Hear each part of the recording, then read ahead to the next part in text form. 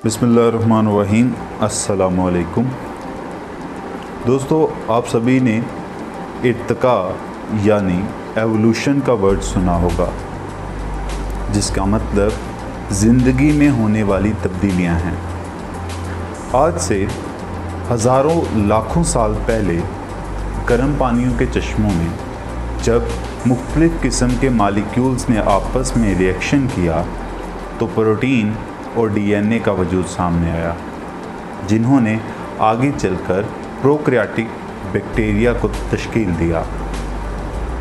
ये prokaryotic bacteria आगे चल के यूकैरियोटिक बैक्टीरिया, फिर इनवर्टिब्रेट्स, वर्टिब्रेट्स, जिनमें इंसान, चरिंद, परिंद सभी शामिल है, को तश्कील दी। अब सवाल ये है कि क्या इंसान में कोई एवोल्यूशन आ रही है? अगर है तो वो कौन सी? आज हम ऐसे ही चंद एवोल्यूशनरी थ्योरीज़ के बारे में बात करेंगे कि इंसान के अंदर ऐसे कौन कौन से चेंजिंग्स आ रही हैं। वीडियो को स्टार्ट करने से पहले आप सभी दोस्तों से गुजारिश है कि वीडियो को एंड तक देखें और चैनल को सब्सक्राइब करना ना भूलें। एवोल्यूशन के मुताबिक इंसान में सेरिब्रल कॉर्टेक्स का जो रीजन है वो ज़्यादा स्फेरिकल होता जा रहा है और आइंदा 1000 साल के अंदर सेरिब्रल कॉर्टेक्स का रीजन एक गोल गेंद की मानंद हो जाएगा, जो कि इंसानों में इंटेलिजेंस को बढ़ा रहा है।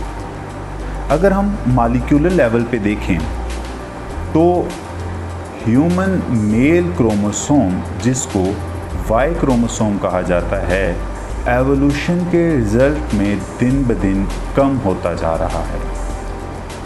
इसके अलावा अगर हम ह्यूमंस के अंदर विजडम टीथ की बात करें तो आज से हज़ारों साल पहले जब इंसान जंगलों में रहते थे और हरी पत्तियों को खाते थे, तब इन विजडम टीथ की ज़रूरत थी।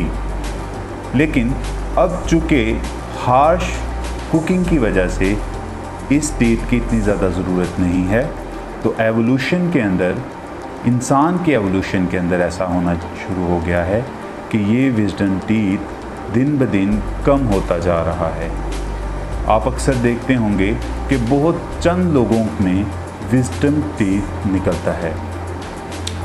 एक और बहुत इंटरेस्टिंग एवोल्यूशनरी पॉइंट इंसान के लिहाज से ये है कि इंसानों में आइंदा 1000 साल के बाद जिस्म के सभी बाल ख़त्म हो जाएंगे, जिसके बाद इंसान टोटली बैल्ड यानी गंजा होगा।